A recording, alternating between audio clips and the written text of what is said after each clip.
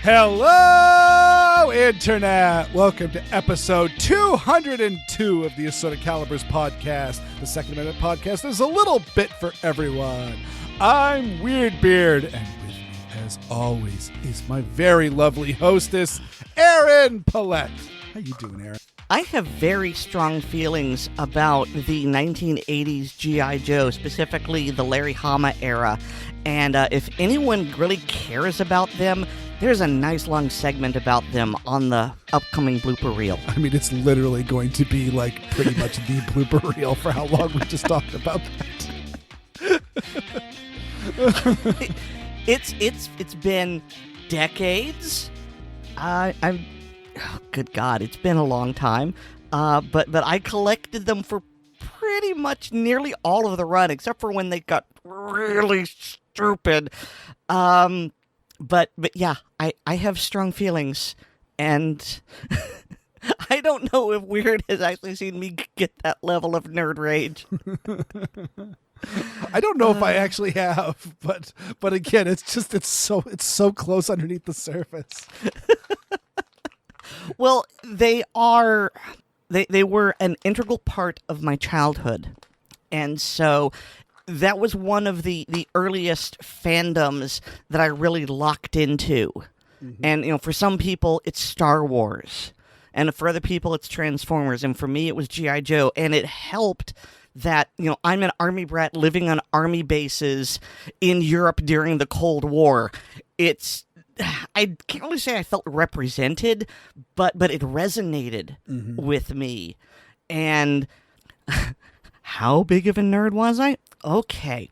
Well, when you would get the vehicles, they would come disassembled.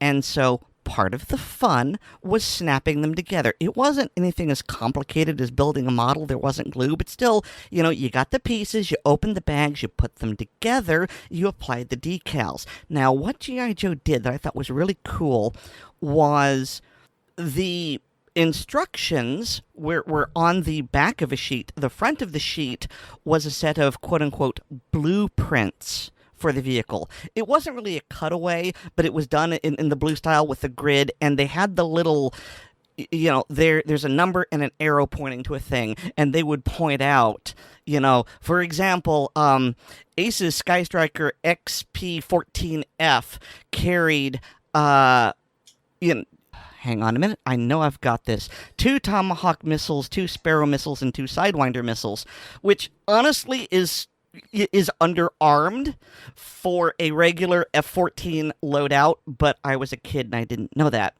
And so I would sit there and I would look at them and I would kind of memorize these things and, and so I was such a nerd that my father, who was an Army officer and was involved, I still don't know the degree to which he was involved, but at that time he was involved in the Fulda Gap defense of Europe against Russia, and so my father had security clearance, and what he did was he took a manila envelope for me in which I would later store these G.I. Joe blueprints, and he got a whole bunch of stamps that he used and other people used to mark things, with, so classified, top secret. And he got some shit that I've never heard. I have never before or since heard of anything called Atomol, ATOMOL, top secret, but he had a stamp for it. And I thought that was the coolest freaking thing ever. And so my manila envelope was just covered in all sorts of top secret and classified and other things like that, and I kept the blueprints in it, and I was just so freaking proud of that. So, like I said, I identified strongly with it, and it's still an important part of my childhood and who I am. So, yes, when I would watch the cartoon, I would frequently scream at that. No, Shipwreck cannot fly one of the airplanes. He's an enlisted sailor. He is not an officer. No, is he Air Force? Shut up, go away. No, you cannot fit two people in the back of an F-14. Stop it. Right. Enough about me. And I feel bad for Weer'd who's going to have to edit this. No, this is hilarious. I'm keeping it. Okay. Fair is fair. I will say it's probably a slightly different age range, but what you say sounds very much like my inner conflict with. I will openly say, like, I get into fights with this, but Aliens is my favorite sci-fi series, and I will frequently waffle back and forth to what is the best movie in the series. Is it Aliens or is it Alien 3? And everyone all gets mad at me because Aliens is the best one and there is no discussion. But Alien 3 is a dark sci-fi and it takes place on the prison planet, and all of the people there are both good and evil mixed in together, and it's just so dark and rich, and it's directed by David Fincher, who later went on to do Seven and Fight Club, and it's just got all of that, and just his camera work is amazing, and it's back to the original thing where it's just one alien versus the people, but they're not armed and they're not right. I mean, it's delicious, and I love it very, very, very much. But geez, and now I don't want to. It's old enough that I could give away the spoilers. But essentially, they introduce into the movie the Queen Chestburster. And all of those things that I just mentioned, I love, and that thing I hate because they're modeled after hive insects. They have a queen. The workers are asexual. They do not reproduce. They do not value themselves as individuals. They are simply subservient to the queen and furthering on the hive and the mess. And all of those species work on the one drone alone will eventually become a queen if left alone so that it can propagate. And that's set up in a lot of the meta stuff, and it's hinted at in the director's cut of Alien and all of that, and it's just one of those like, oh, why did you screw up their biology? It doesn't make any sense. I can't testify to that. In regards to Aliens versus Alien 3, okay, first of all, I am unrepentantly in the David Cameron Aliens camp. Mm-hmm. That said, I agree with you that Alien 3 is a good movie. I think the reason a lot of people have a problem with it, certainly the reason I have a problem with it, and well, actually it's two reasons, but they go hand in hand. First of all, and I think you know where I'm going with this, in Aliens, we made a tremendous emotional investment in Hicks and Newt. Mm-hmm. And we were so happy when they survived. And then Alien 3 just throws that all away. So, our happy little adopted nuclear family is ruined. And a lot of people felt betrayed by that. Mm-hmm. Then there's the fact that, and maybe Fincher didn't have anything to do with this. Maybe he was just trying to work with the script he had been given. But the fact that they were killed off screen... Mm-hmm. We never got any sort of closure. It was just, oh yeah, that happened. It was, no, that's sloppy, and that's not doing right by your viewers. So I think that those two things, sort of the right hand and the left hand, are why a lot of people are really sore about Alien 3, and if that weren't the case, I think you would get a lot more love. Yeah, there was actually, I believe there was an early script that actually had Newt and Hicks in it. And it may have even, if I remember correctly, Newt's hypersleep container might have gotten damaged. And so suddenly she was closer in age to Ripley and Hicks when she woke up in LV-426. Fury 161, pardon me. But the big issue was that Michael Biehn wanted more money, and the studio didn't have the money to furnish him, so they just essentially it ended poorly. They tried to negotiate. It ended up with probably FUs being thrown around, and that was it. And specifically, Michael Biehn's agent also said, by the way, if you use my likeness in that movie, we are suing. And so that is also why you see a like a computer-generated dossier photo of Corporal Dwayne Hicks, and it doesn't look anything like Michael Biehn. And that was because, we just put a generic dude face on there and said, close enough. So that's there's a whole bunch of mess on all of that. Like, it's by far the most messy production of all the movies too, which further adds to the sweet and salty of it. Oh, well, enough about this nonsense. I don't think anybody tuned in for any of this crap, Aaron. I think that if they are still listening to us by now, they tune in just to listen to us riff off things. Mm-hmm. Actually, real quick, Aaron, you don't know about this, but I just got it was actually just a couple hours ago, I got an email from a listener, Charles. You know who you are, Charles. And he had two things to say about the last episode. One was that New York City Mayor Eric Adams, we talked about like the fact that he said a whole lot of really glaring errors, both about the Wild West and about guns, in one of his public speakings about the Buffalo shooting. And so it was about the Supreme Court, the pending Supreme Court ruling.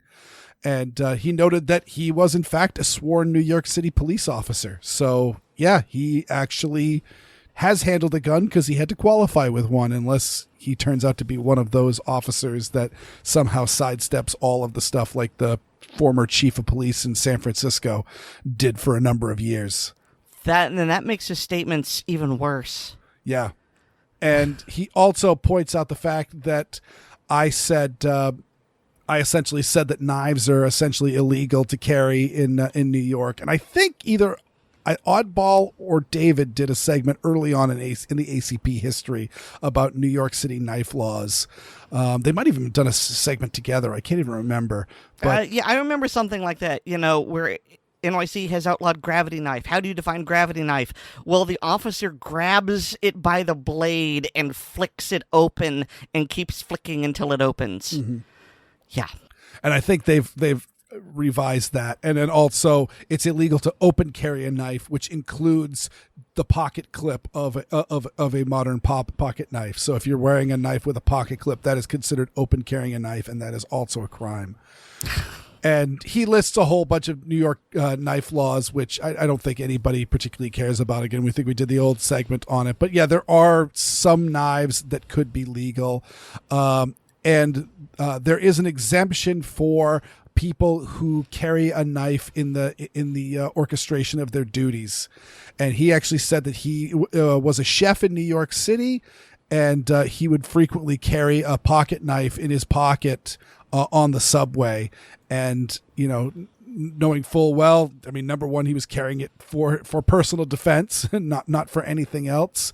But also in the event that he got stopped and frisked or something like that, he was a chef, and so therefore he frequently was opening boxes while at work and using that knife in the duties of his job. And so that was his defense. But he's also wondering now, after the New York subway shooting, how many people are going, you know what, I'm going to take my chances with the law, which I think is a very valid point. So I just wanted to wanted to paraphrase that. It's a very in-depth email. And thank you so much for that email, Charles. I appreciate you listening. I wish I had gotten this email. I'll forward it to you. Well, yeah, you should. But I wanted to surprise you. She's mad that I'm surprising. Yes, I am. There it is. You've got it now, Aaron. Speaking of New York, let us transition directly into the first topic. You actually sent this one to.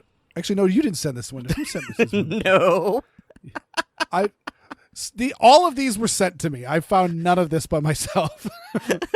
One of the topics I did send, but I didn't send this one. Yes, is that the New York's Attorney General is investigating Twitch, Discord, 4chan. Essentially, Letitia James is now talking about essentially censorship of social media. And this is something I've actually been seeing in the various interviews of various anti-gun politicians in the aftermath of the shooting at the supermarket in Buffalo, is essentially they very, very quickly transitioned from the standard boilerplate of banning assault weapons and magazine capacity and red flag laws and crossing state lines and 3D printers and all the bugaboos in the closet of the anti-gunners, to now talking about, social media needs to be censored and needs to go through. And I haven't been researching this jerk very much, the one in Buffalo. I don't know how active he was in social media.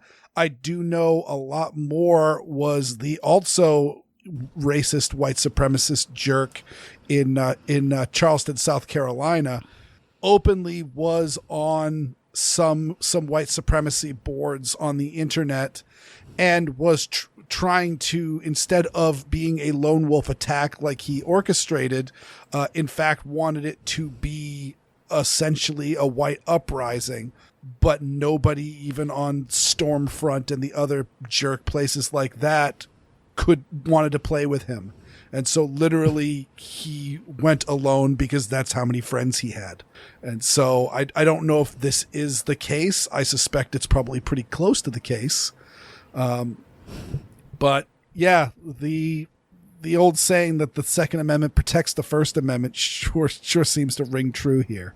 One of the things that I keep seeing, and maybe it started before my time, but I remember the Satanic Panic of the 1980s, when first it was, the satanic influence of Dungeons and Dragons, and then it was backmasked lyrics on LPs or cassette tapes or whatever. But, if you played a record backwards, you would hear the satanic whatever. And then it was video games. And then, I don't know, they replaced it with something else. I remember Tipper Gore was all aghast about all of the naughty words and imagery in rap music. And it just seems to me that for pretty much all of my life, and it may very well have been before, but I wasn't alive then, so I can't speculate, it seems like our country, our culture, is looking for things to blame rather than, well, I don't want to say people because, blaming people is also pretty easy and lazy, but it seems like we are looking for the easy route of, our children would be pure and good if not for X. And so we're going to blame X instead of going, well, maybe you weren't a very good parent. Maybe you didn't listen. Maybe your kids just messed up. And this is just another one of these things. Someone did something horrible, and they had an association with a thing we adults don't fully understand. So we're going to blame social media and Twitch streaming and the Discords and the Instagrams and the Snappy Chatties and the... Good God. Just blame people. Don't blame. Hold people responsible. But... I feel myself going off on a rant, so take it away. They're doing this to obfuscate away from the fact that this happened in New York and this happened in Buffalo, where, Buffalo, Albany, and New York City are some of the toughest places within New York, which is one of the toughest places in the country to get, own, carry, keep, and bear arms. Again, I was just referencing the Eric Adams talking about NYSERPA versus Bruin, I believe is the current AG. Correct. Yep. And so, the NYSERPA case is targeting New York because New York has so infringed on its citizens' rights that this very, very blanket Supreme Court case is coming up because of New York. Very similar things could happen in California or Massachusetts. It has happened in Illinois and Washington, D.C. And so these are the hot spots of gun control. These should be the great success stories, and they absolutely aren't. We've had a ton of spree shootings in California, in New York. I mean, we just had 2 in rapid succession in New York, both in New York City and now in Buffalo. And they don't want to at all talk about how these killers sidestepped these intricate laws. And because the bottom line is, it's that old comedy sketch about the guy comes into the convenience store and pulls a gun on the cashier, and the cashier taps the "No Guns Allowed" sign, and the criminal just dejectedly walks away. Oh, shoot. Mm-hmm. Or as I used to say on my blog all the time, if guns were as illegal as murder, then no one would be murdered with guns. It's that circular logic, and they don't want to talk about that. Because, again, this killer broke a ton of laws, starting with don't kill people. Like I keep saying, murder is one of the most, if not the most, illegal thing out there. Yeah, you want to talk about like the founding fathers didn't write about semi-automatic rifles when they were writing the Constitution. Murder was written about in the Old Testament. I mean, it's just...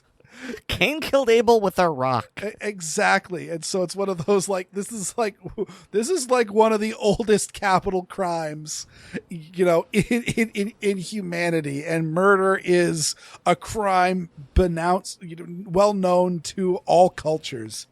And so this guy, number one, broke the law of murder. So do you think any other law is going to bother him if he's going after the biggest of the big one? And I don't know. I really haven't been following this case. It just frustrates me. But like, no matter what, he's going to be spending the rest of his life in prison. He's already got like a bunch of charges, and they're still ramping up more and more and more. And it's going to be, like Whitey Bulger when he was sentenced of like something like 32 consecutive life sentences. And then I think plus like 18 years, I think there was also in there, is just in case. And so the fact that he broke a bunch of relatively minor laws in the fact that actually I don't even know. I've heard some people say that he crossed into another state to buy the magazines, but I haven't actually heard any confirmation of that. I believe the rifle that he bought was a fixed magazine variant, and so therefore it was exempt from the assault weapons law because it didn't have a detachable magazine, and he simply removed the fixed magazine components and replaced them with your standard issue AR components to make it a detachable magazine. So yeah, he broke a bunch of laws. And then furthermore, New York had some interaction with the police earlier where he probably could have been. I think that his school submitted for psychological testing. That was the thing I forgot to do before the show, was track down that I had heard, but I had overheard, and I'll correct it if I'm wrong in the next show. But I believe he was his school actually got the police involved to have a look at him because he was disturbing people enough that they were concerned about their safety and his mental health. And didn't he make a comment about how he really wanted to be involved in a murder-suicide and had to explain it away as a joke, and for some reason that was good enough? Yeah, like I said, I didn't tie it in. I know for a fact that they were given like a what's your 5-year plan sort of thing that often happens with like high school seniors. What do you want to do with your life?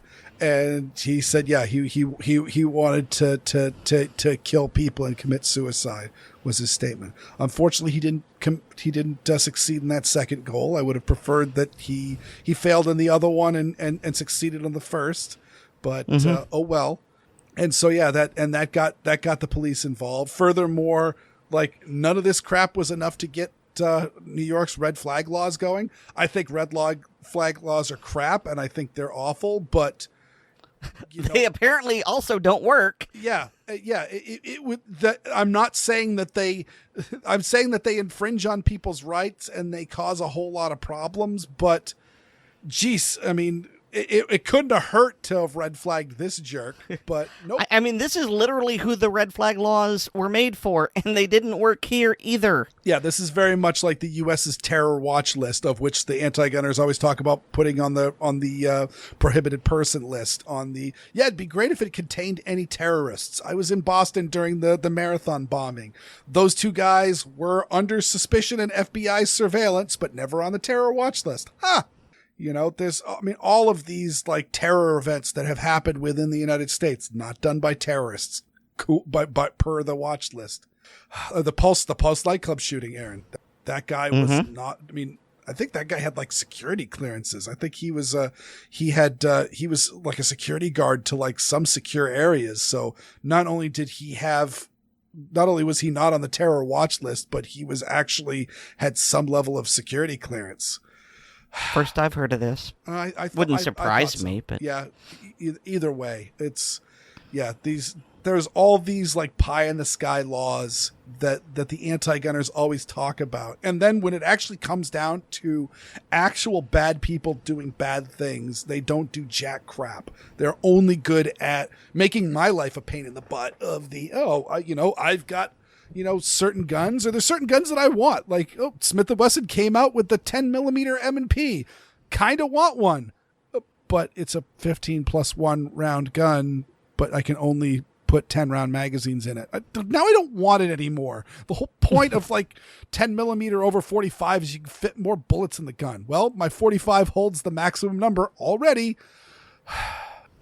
It's just irritating, and just the pettiness of anti-gunners. Again, they're just, man, does this hurt your feeling? Cool. All right, now I want to transition to the story that I know you sent me, which is also further. The new gun control bill being proposed, Aaron. Do you want to start this one off? Or can I just angrily rant and you can just look pretty? Oh, do that. I find your angry rants amusing. Okay. Hey, I was just complaining about Massachusetts and how it sucks to own guns here. Well, guess what? The anti-gun jerks said, hey, guess what? All of you people in real America, we want you to live life just like I do in Massachusetts. And essentially what they're proposing with this bill. Oh, honestly, what they're proposing is so much worse. Okay. Okay, so this bill is brought to us by our friend Cory Booker and some other people. I don't know Bob Menendez and Richard Blumenthal, but I know Cory Booker. And wow. So this gun control bill says that, okay, let me preface this with, I don't think this has a snowball's chance in hell of passing in this current climate. I mean, Chipman couldn't get appointed, and we're going to talk about him again too. Mm-hmm. I don't think anything this stringent is going to get passed. But just the fact that they're trying to do it is really infuriating. So they call it the Federal Firearm Licensing Act, and it has multiple provisions. So, first of all, you would have to obtain a 5-year federal firearm license before you could purchase a single gun. It's unclear whether or not... okay. You have to get one of these licenses per gun, rather like North Carolina's pistol purchase permit, only it's for everything. It's not clear whether you could buy multiple ones or if you just get the one. It also forces Americans to undergo safety training, which would include a written test and hands-on training in order to receive a license. Now, we've talked about this in the past, and I know Weer'd and I are complete fans of people getting training, but we want that training to be voluntary. We want it to be under peer pressure, because the moment the government gets involved, like this, they can set the terms. So, gee, if they really don't want you to get a gun, they could make this a very dense written test, and they could have it, I don't know, once a month during the work week when most working class people couldn't afford to get it. They could require a thoroughly unreasonable amount of hands-on training. You know, hey, how about 100 hours? Again, this would be only under government certified trainers, and again, they can price this, both in terms of money and in terms of time, out of the hands of most people who would need a gun. Let me play another game. They could also require very, very steep certifications for anybody who would want to administer these tests, and throw as little federal money as they wanted to at the training program to or the any of the cogs that issue the certification. So much like, so here in Massachusetts, we have a license to own firearms, which I actually mistakenly read this as, you know, oh, you just need an FFL and then you can buy as many guns as you want. No, it does say single firearm. I thought that was an editorial choice, and I missed that part when my first reading through of this, and it was so stupid. My brain literally just went, no, they didn't mean that, did they? Did they? And to the Padme Anakin thing. You didn't mean that, did you? Did you? Yeah, and so there's, of course, the obligatory registration in here, because, again, if you've got to get a permit to have a gun, the government will know what you have and where. And, of course, it also authorizes procedures to ensure that any firearm is removed from any individual when the individual's license is revoked. And so, yeah, if your license expires because it's only good for 5 years and, you know, it's tied up, gets lost in the mail, whatever. Oh, yeah, we're going to send cops over to forcibly confiscate your guns, and they're going to confiscate all of them. And all sorts of other good things, like the Attorney General could deny a license for numerous reasons, including if the applicant has a history of drug or alcohol abuse, has a history of unsafe storage or handling of firearms, and my personal favorite here, any recent acquisition of firearms, ammunition, or other deadly weapons. Because, you can buy a gun and that's fine, but God forbid you should buy ammunition for it. That's highly suspect. Oh, dear God. And then finally, the legislation makes it illegal for any individual to sell or otherwise dispose of a firearm to a person unless they report the exchange to the Attorney General. So the government is infringing in so many ways, but it's now saying what you can and can't do with your personal property, and if you don't toe the line in the way they like, they will take it from you. And, well, I mentioned North Carolina's pistol purchase permit before. And here it is again, where it says the Attorney General could deny license for numerous reasons. And it doesn't say is of good character, but they might as well. This is, I think I'm going to say an abomination. I don't think that is too harsh a word here. It is an abomination against our rights as Americans, our rights as property owners, against due process. Fortunately, I don't think it has a chance in hell of succeeding, but the audacity to try something as heavy-handed as this is, quite frankly, disgusting. Yeah, and again, even though it doesn't pass, this seems perfectly reasonable to these bill sponsors and anybody else who may co-sponsor it. And furthermore, all the anti-gun groups that are going to be lining up and saying, rah, roo, sis, boom, bah, this is what we need. Like, literally, like, these people are cheering on like people getting arrested for spoons in England. It just shows the end of it. And again, I didn't quite finish up, but yeah, in Massachusetts, we have our permit to own, and they're really not in a hurry to renew your permit. And so every time I renew my permit, like I am in the grace period. I have guns and an expired permit, which technically is illegal, though there is a grace period into the law where it's technically legal. But I'm Schrodinger's gun owner in Massachusetts every single time I renew, no matter how early I renew, because they don't care. But when Mara Healey's little anti-gun edict went through, like every gun shop was getting calls every time they made like a transfer to like a law enforcement officer or somebody else who was exempted, just to make sure we saw that you transferred an AR-15 to somebody. Was that a law enforcement officer? Can you give us a copy of the letterhead? And they hired a bunch of new people to enforce this little edict while they are breaking the law with our permits. And this absolutely could happen on a larger scale. Make it so that there's nobody that can certify, no one can do the test.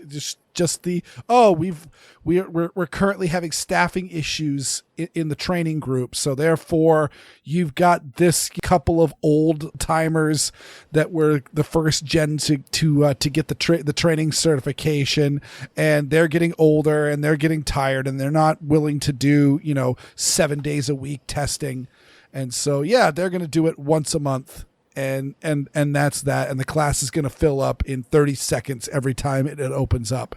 There's all sorts of games that they can play, and these people have clearly tipped their hand to show that they are willing to play such games. As I said, an abomination. You know what? Speaking of abominations, you've got an interesting article here talking about mass shooters who are also abominable in that nice biblical sense.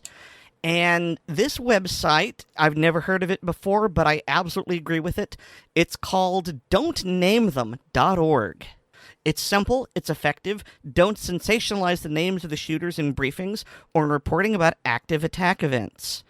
And this is something I've been doing for a long time. In fact, there was a cartoon, a web cartoon, I think it was like around 2014 or whatever, called Wonderella. And she initiated what she called the Some Asshole Initiative. And the idea was, anytime there's a mass shooting, don't say their name, just call them some asshole. Don't show their picture, just show like a picture of a bucket of chum or some other disgusting thing. And if you de-glamorize this, maybe it'll have an effect. It certainly isn't going to make things worse. And so ever since I saw that, I have been following that, and I have been referring to the shooters, well, not so much here on the podcast. I don't know, I almost said webcam. It's really weird. Don't know where that came from. But, I try not to swear because it makes life difficult for Weer'd, and maybe asshole is okay, but, I try to tone it down and make it as PG as possible. But yeah, I am in complete agreement with this website. Other than the inherent value in it, Weer'd, is there a particular reason you linked to it? It's because the other issue that I wanted to discuss was this active shooter report issued by the FBI. They actually, in their initial briefing, they list the Don't Name Them website as an endorsed policy. So this is actually a federal endorsement of this, and I highly recommend it. I think that's great, and I'm very pleased with the FBI for standing up for this as well, because we can absolutely, we're journalists here, Aaron, and we're reporting on the stories, and we don't need to name the shooters, and we don't name them. And I will further say that the killer in Buffalo, I still haven't gotten a hold of this manifesto. I would like to read it with my own eyes because I don't trust anybody else's reporting on such things. So yeah, if you happen to have that pile of garbage, just send it my way, and I will pour myself a drink so that I can stomach it. But according to many of the reports I've seen, he does it out in an interview style as if he's talking to the media after the killing.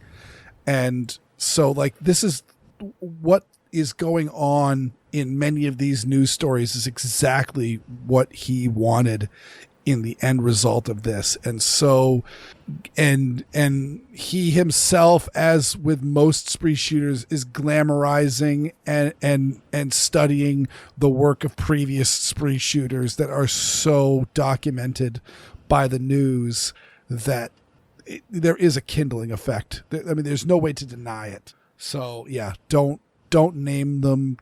Don't talk about them. Don't glorify them. Point them out for the losers and monsters that they are. Mm-hmm. But yeah, this FBI report that I just was referencing, overall, it is noting, which is kind of surprising, that between 2020 and 2021, mass shootings, and this is the FBI, so this is not the overinflated Mother Jones anti-gun Bloomberg mass shooting definitions where they're saying that there's there's been like 270 mass shootings this year already. They are pointing out that they are on the rise in the last couple of years. Now, this is very much they're only referencing from 2017 to 2021, of which case it's been 2017, there was 31 FBI defined mass shootings. 2018, there was 30. 2019, there was 30. 2020, there was 40. And 2021, there was 61. And so the number is on the rise. But again, these are very, very small numbers, which makes very, very large swings very, very easy to do. So I'm not necessarily reading into that too much, except for I'm just not going to read into that. I don't know if you have anything to add on that issue. I really don't. Yeah. But the one thing I would actually really wanted to go through, and actually the person who sent this to me pointed out at the very, very end of actually it's not at the very, very end, but it's at page 12, I believe. Yes. They've got a law enforcement, security personnel engagement, and casualties, but they also talk about citizen engagement and casualties. So, and they point out that this is talking about 21, in 2 incidents, citizens engaged the shooter. In one incident, citizens sustained injuries. In one incident, 7 employees exchanged multiple volleys of gunfire with the shooter, 4 of them during the final encounter, resulting in the death of the shooter. And okay, this was, I believe it looks like a gun shop in Louisiana. Hadn't even heard of this event, so I may have to look into that. But that's the one where the employees were armed and exchanged gunfire with the shooter. And talks about people were wounded, but essentially it's going more into the idea, again, what I've always saying, that violent response is the key to ending and surviving a spree killing, or at least reducing the damage done by a spree killer. These people all, in most instances, have reference to how safe their targets are going to be, and they very, very frequently choose areas that heavily restrict gun ownership and or outright ban it. And so the ability to respond not only disrupts the attack and potentially ends the attack by killing or severely wounding the killer. It's proven to do good work, and so I'm also glad that this is being documented here by the FBI. Okay, so I teased it earlier. We have more hot goss on David Chipman. So yes, for the last time, although I think I said last time I said it was the last time, Chipman watch. So tell me, Weer'd, what is going on with our favorite gun-controlling, Waco apologizing, racist. Yeah. Racist jerk. Racist anti-gun lobbyist jerk. David Chipman and I say anti-gun lobbyist because he has been, both at the time of his nomination as ATF director to present day, has been a employee of the Giffords anti-gun group, which of course is run by Gabrielle Giffords and her husband, now Senator Mark Kelly, and has some very, very strong ties with Michael Bloomberg. How deep those ties go, I don't know. I speculate they go very deep, but that's my speculation. But yeah, he has always been under their employ ever since we've been hearing his name. I first started doing audio fisks of him when he was working for Giffords. And they have announced that as of May 20th, 2022, he is leaving the Giffords anti-gun group. And yeah, and this is, I've got the press release from the Giffords website on here, and I'm not even going to read it because frankly, I would like not to vomit on my microphone. Tell me, is he, quote, leaving to spend more time with his family, unquote? As far as I know, they do not say what he is up to, where he is going. And I have got to say that makes me think that Chipman Watch is not going away. This is not the last time that Aaron is going to say Chipman Watch, because it makes no sense. It would make perfect sense for him to leave the Giffords group.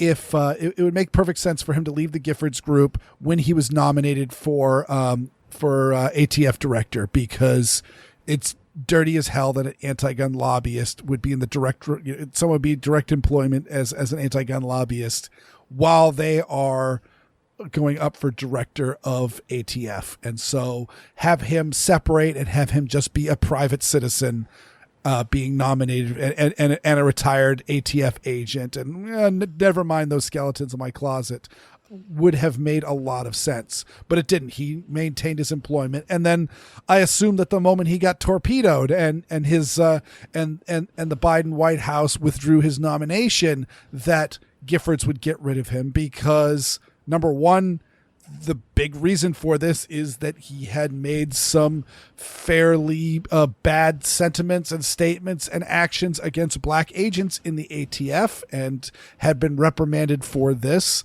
And in the days of BLM, this is not a good career move.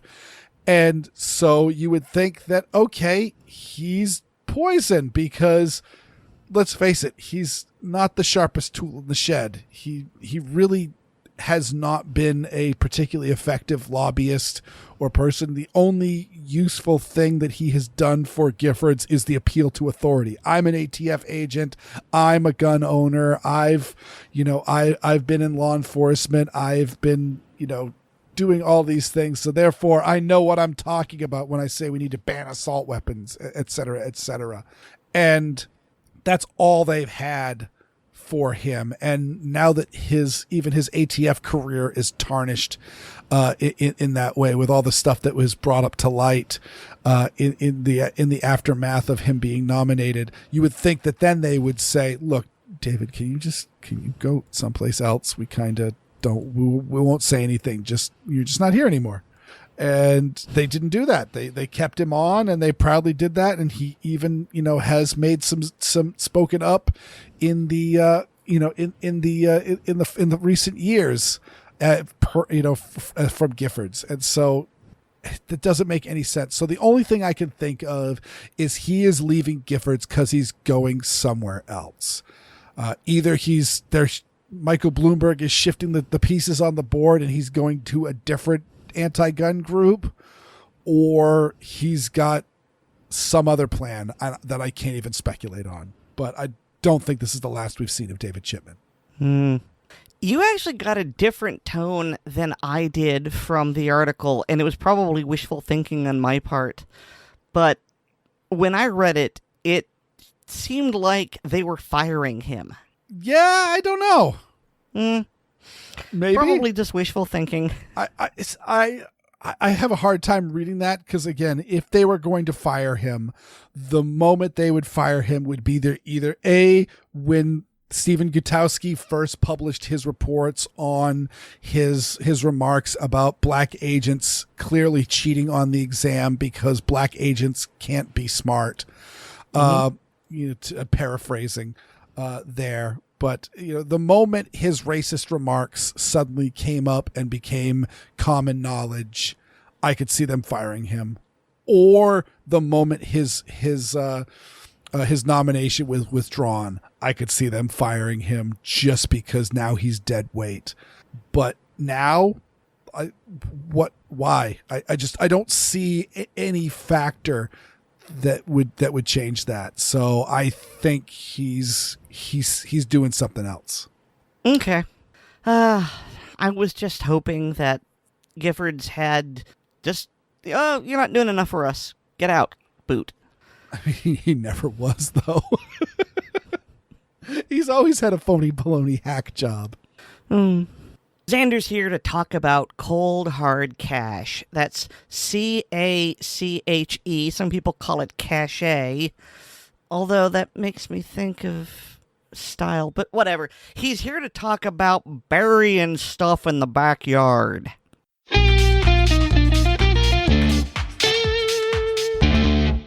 Welcome to Independent Thoughts with yours truly, Xander Opal. Remember the old survivalists that the prepper community tries to separate ourselves from? These folks begin to be conflated with us yet again in the minds of non-prepper folks. In a recent conversation, an in-law mentioned one of his in-laws acting a bit, squirrely as he keeps burying guns, gun parts, ammunition, more gun parts, and random other things, like a squirrel burying nuts in the fall. It's so much effort and money, it's all wasted as the bad guys, real or perceived, likely aren't going to give you a chance to figure out where cache 1122B is, dig down, pry it up, and try to get the action to unstick if it isn't rusted shut. Furthermore, burying firearms accomplishes the goals of the anti-gunners. It removes the gun from use, likely permanently. Either it isn't stored perfectly and turns into a rusted mass, or the location becomes forgotten or lost with your passing. All this effort and resources could be better spent working with state and local representation to ensure those arms don't need to be buried to be saved, and that, in the event of your passing, would go to someone who can appreciate your collection and give it a good home. Perhaps an Operation Blazing Sword trainer, or a youth sportsman group. AR-type rifles are quite usable by younger folk. Classic hunting rifles are excellent for training long-range shooting and filling the freezer. A variety of pistols is just the thing for helping someone figure out what fits their hands best. Someone reaching out a helping hand makes for such a better public image than the camo-wearing neckbeard hunkering down amidst ammo cans and stacks of MREs that technically aren't expired yet, suggestively polishing his gun. It'll make for a better future with multiple fresh-faced gun owners with good memories, instead of being shaken down by anonymous armored government goons for having dug up a rusted chunk of metal that used to be a 1911 or a Mosin. Have fun, be safe, I hope I gave you something to think about.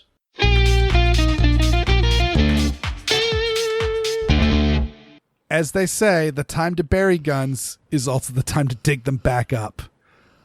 I've always, heard people say stuff about burying guns, and it just doesn't make any sense because, okay, you bury the guns, well, then when the police come to take them away, well, you're not going to have them, so they're just going to search and not find them. The only way I've seen it work is I'm currently reading Matthew Bracken's Enemies, Foreign and Domestic, and I'm been so distracted in other things. I've been doing a real slow time at reading it, but I'm really enjoying it. And there is, I don't think it's much of a spoiler because it's early on, but a character's father dies and he has a cache of weapons that he has directions for his daughter to find that only she can decipher. And that is the only time that I've ever seen that where it makes sense. But it's one of those, that is a really convoluted setup where father could predict his own death and problems. And no. Just keep the guns and either give them up nicely if that's the way you're going to go, or give them up ammo first. Now, I do want to say that there is a good reason for caching equipment, but the whole hiding it in your backyard to prevent the government from getting it is not the time. Most of the time I've seen it used, it's been, either it's going to be somewhere on your route, and so you use it as a resupply, or it's at your destination, like at a bug-out location, and you just don't want it left out where anyone can get it. The problem with both of those is, well, you don't have eyes on it. And so you are burying hundreds, perhaps thousands of dollars worth of equipment, and something could happen to it. The ceiling could fail, and your equipment could be spoiled or rusted or otherwise made unusable. Or if you've got it stashed as a waypoint, you don't own that land. And so it might not be accessible, or someone might decide to do construction. Someone might dig it up, and now they have your cache, or they've poured a concrete slab over it. It has its uses, but you really need to be aware of the drawbacks, and there are quite a lot of them. I would say that caches are best used in the very short term, not for months or years in advance. Yeah, I think that is a great point. And again, like I always say, the most secure place to keep a gun is on your body. If you've got direct control of that firearm, nobody else does. And so, yeah, that's why when I'm like traveling and all that, and I don't bring my whole safe with me. Yeah, I get up and I get dressed super early, and then I put on my guns, because there they are. They're on me. They're safe. So speaking about keeping guns safe, Oddball found a recent story about guns stored in cars. Let's hear his thoughts on this.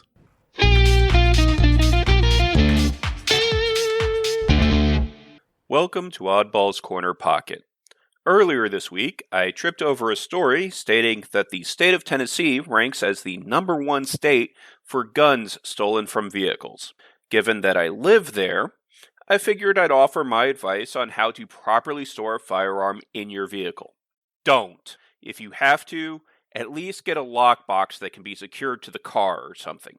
And keep that time as short as possible. I hope this helps, and that you've learned something. If you'd like to read more of my thoughts, I can be found at gunscarstech.com. If you have any questions, comments, or thoughts for future segments, I can be reached at oddball@gunscarstech.com. or on the ACP Facebook page. Until next time, have a good one.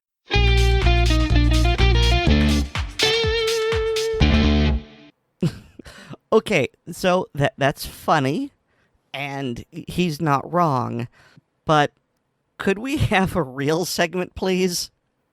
Yeah, I mean there is some interesting solutions that are going into that, though. I overall do agree with Oddball in the fact that there are so many problems with cars as a secure location. Now, granted, yeah, there are times like if you are going to a gun-free zone, like you need to stop at a post office or a building that is posted, or a federal building, or you work at an employer that will fire you if you are found with a firearm on your person, but yet you don't want to be disarmed for your commute and anything you might do before or after work. Those are all good reasons to store a gun in the car. I mean, it's a bad solution for a bad idea of the why is that gun unsafe on your hip if you're fine walking down the street with it. But if they're going to force your hand, yeah, tucking a gun in a car is fine, but it becomes problematic in the fact that, number one, your car is essentially a glass box. You've got all of these windows on it that are very, very easy to break, and then you're in, and it's immediately compromised. You could do it simply with a chip of a broken spark plug. And then, furthermore, Cars can be stolen. They can be hotwired. Modern cars are probably a lot more difficult, but then again, never underestimate the power of hackers and script kiddies to make these modern security things just become transparent. So somebody can steal your car and take it someplace else, and then it doesn't matter what they do, they can get into that box if given in a significant amount of time. Okay, Weer'd, that's good and all, but you misunderstand. What I said was, I want a real segment from Oddball. Oh, well, hey, look, I got one right here.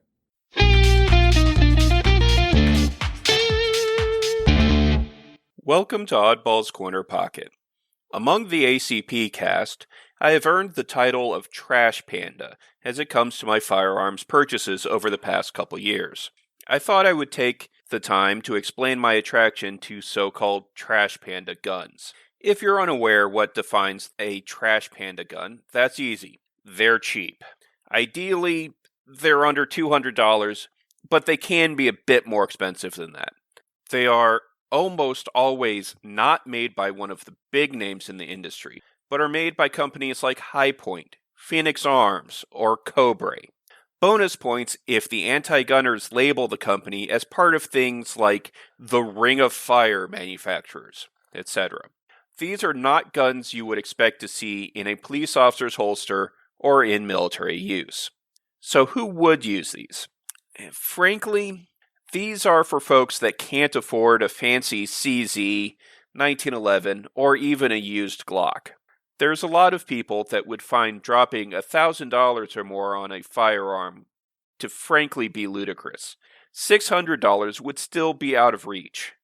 Even $400 for a pistol would be very difficult, especially once you factor in that these aren't gun people. These are often folks that are struggling, feel the need to get a gun for protection, and may put enough rounds through it to become familiar with it, make sure it works, and then throw it into a bedside drawer, hopefully never to be used. Or maybe they will be gun people, but don't know if they want to go all in yet.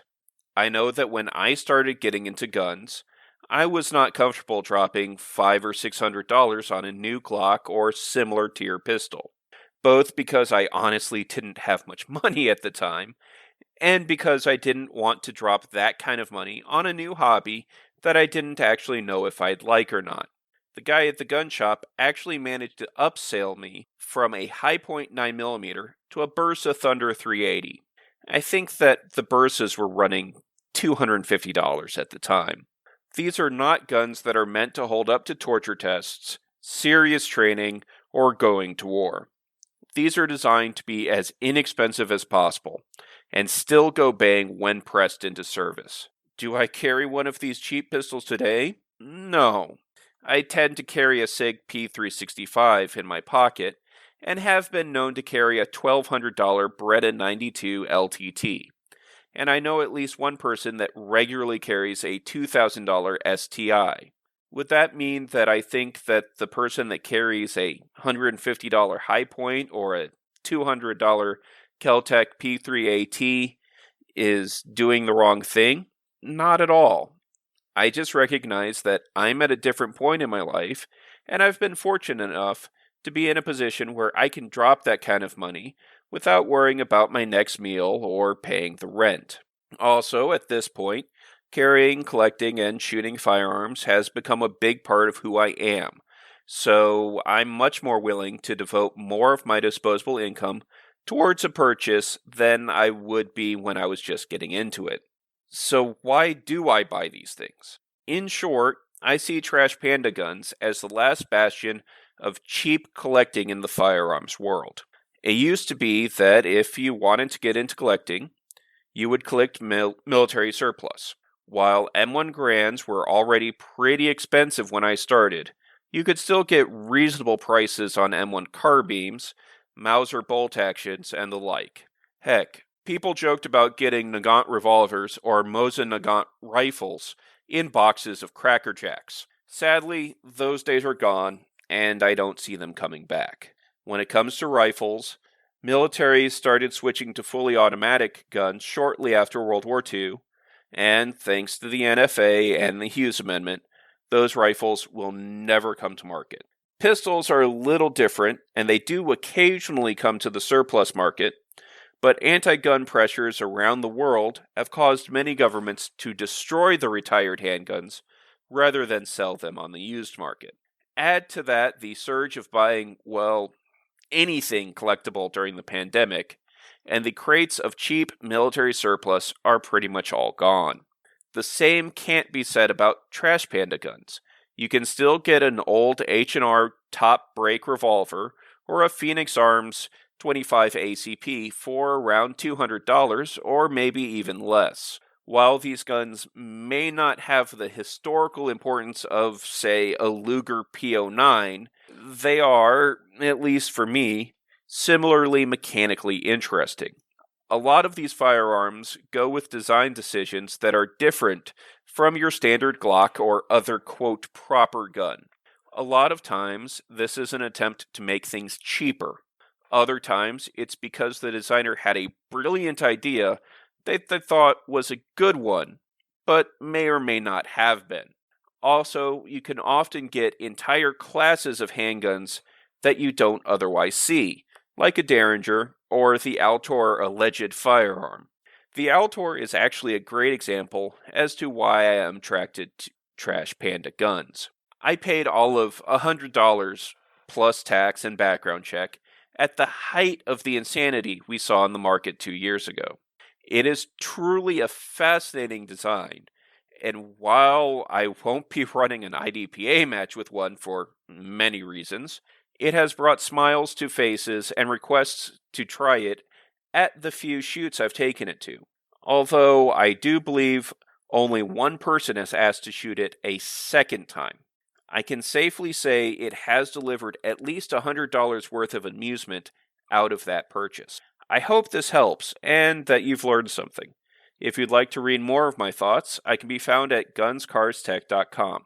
If you have any questions, comments, or thoughts for future segments, I can be reached at oddball@gunscarstech.com or on the ACP Facebook page. Until next time, have a good one.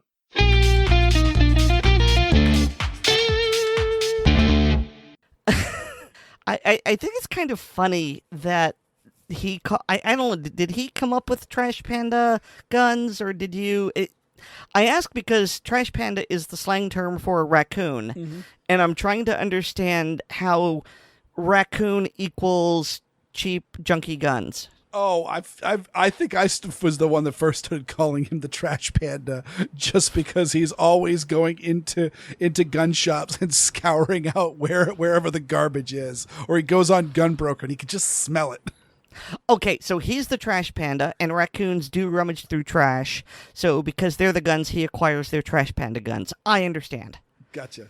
And I've got a bit of that affliction myself. I do really love the cheap guns because, number one, hey, look, I can get a new gun for not a whole lot of money. And again, he's right. They could be absolutely interesting. Like, I've got a Jennings J22. I got it first because it's a quote-unquote Saturday night special. Speaking of racist terms, look it up. You'll be shocked if you hadn't heard that, and it'll make every other politician that say that, it'll make you think.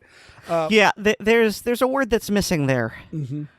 And so, yeah, I have this gun, this Jennings gun, and I'm sure a bunch of the other Ring of Fire guns that are all based, Jimenez and Raven and all that are very, very similar in design.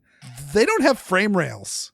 Literally, the slide is centered on the frame by the barrel. The barrel is actually the riding point on it. It's just amazing that I took the gun apart and there's no frame rails. How does this thing work? And then, furthermore, I've got, not all of them are cheap or from bargain gun makers. Oddball and I both have Smith & Wesson Escorts, which is Smith & Wesson's little teeny tiny 22 backup gun type thing. It was actually the gun that he had on the drawer, Robert De Niro had on the drawer slide rig in Taxi Driver. that he kept up his sleeve. And it's not super. I don't think either one of us paid, super duper serious money for them, but we also, I think, paid over $200 each of us for them. And but they're made by Smith & Wesson, and it's a terrible design gun. There's just, I don't know who thought this was a good idea, but they should be ashamed of themselves. Just the controls are all wonky, and the shape of the gun and the grip and the way the magazine holds like 5 rounds, and they're like super duper steeply raked in it. It is a really strange gun, but yet it is made to Smith & Wesson precision. Like the trigger is really, really smooth and crisp on it, and like all the pieces are well machined. And just why did you do that? It's a polished turd, is what you're saying. Absolutely. It is a brilliantly polished. It is a chromed turd. and last, Aaron, I know you own a Mosin Nagant 9130. Yes. When was the last time you looked at the prices that those are going for? It was definitely well before COVID. Maybe 2017. I'm not sure. I do know that prices were going up because people were moaning that, this used to be a $75 or $100 gun, and now it's going for $200. I believe I may have it wrong, but I believe my nephew just paid $400 from a site that, like, I'm like shaking my head, but like all the other guns on the list seem about on par with what I've been seeing. So this may be one of the going rates for a hex frame 9130. We'll see now the hex, not hex frame, but like they had the hexagonal receivers. Those were a little more, well, I don't know if rare is the right term, but they're definitely uncommon, and so they're more popular and they command a higher price. I still haven't heard a number though. He paid, it was over $400. Yeah. You gonna be okay? Okay, so this is a Mosin, and you said it was a hex receiver. Do you happen to know which manufacturer it was? Tula, Izhevsk, something else? Oh, good God. I mean, that's what I don't remember the number anymore, but the Finns took the 9130 and made their own version of it and made it so much better. And so the Finnish Mosin, quote unquote, always commanded a higher price. Mm-hmm. And so, I mean, I don't remember, but it was maybe around that much, maybe more. And I'm just wondering if your pretty much bargain basement Tula Mosins are commanding that. Good God, what does the Finnish variant go for these days? Oh, I'm sure a whole lot more. And like, I mean, I remember, I think I paid like $250 for both of my 1891s. I have a Tula and a Westinghouse 1891, and I'm just like, I remember shelling out that money and just like going, oh God, this is a lot of money for a Mosin. They're not great rifles. Boy, it's a White Army Tula and an American-made, a Massachusetts-made 1891. Like, oh, they're both of them were not made by communists. It's too good not to buy. I'm willing to disagree with my senses, and I'm sure these things are going for ridiculous prices. I know I want a Remington really, really badly, and every time I see one that's in good shape, I'm like, yeah, I don't want it that badly. So yeah, the days of collecting dirt cheap mill surpluses are certainly dwindling very, very quickly. It's kind of sad. Yes, it is. But, on the other hand, it really now is a seller's market. So, not that I'm ever going to tell people to get rid of their guns, but, if you wanted to sell it, now seems to be the time. Mm-hmm. Of course, it's like house prices. Yeah, my house price just went way, way, way, way, way up. But also the prices of all the houses that I may buy after I sell this one have gone way, way, way up. So, well, what does it mean? You can sell your Mosins and buy yourself an AR-15, but the ARs are going for more money. I already have an AR-15, Weer'd. Well, yes, but You know which one of us doesn't have an AR-15? You. it's and you have That's because you suck and you're wrong. and you have a Mosin, while meanwhile I have the Mosin safe. Yes, but the things I have done to that Mosin cause conniptions in people. Well, they don't cause conniptions in me because, as far as I know, you have done nothing to that gun. That is your Mosin is all tacked out, but as far as I know, you have done nothing to that gun that is not reversible. Correct. You could take a couple hours and you could return that gun to exactly how it was when is yours a Tula or an Ishvesk? Is an Izhvesk. Yeah, okay, so you could return it exactly how it rolled off of the assembly line of plant that now I'm being actually super self-conscious, so I don't know how you pronounce it. But how it was produced by the communists in the Soviet Union. And so that bothers me none. Like I've got like custom grips for some of my mil surplus handguns and stuff like that. And put them on and that's cool. And hey, but the factory original ones are still tucked away somewhere and I can always put them back on and ta-da, factory original. Well, I think on that note, let us beat a hasty retreat. Thanks to each and every one of our listeners, and a very special thanks to all our supporters on Patreon. To become a Patreon patron, go to patreon.com/Assorted Calibers Podcast to sign up. Patrons get an early release of the podcast plus bonus content, like the hilarious blooper reels where you'll hear Aaron rage about some of the changes done by G.I. Joes. And the ACP film tracks where you can listen to Weer'd gush over Alien 3. And the ACP Mag Dump, which is our monthly unscripted show where we often talk about non-firearms related topics. We also talk about guns. You'd do it weekly if you could. I guess I would. Let's not talk about that, Aaron. These are my problems and I'm dealing with them.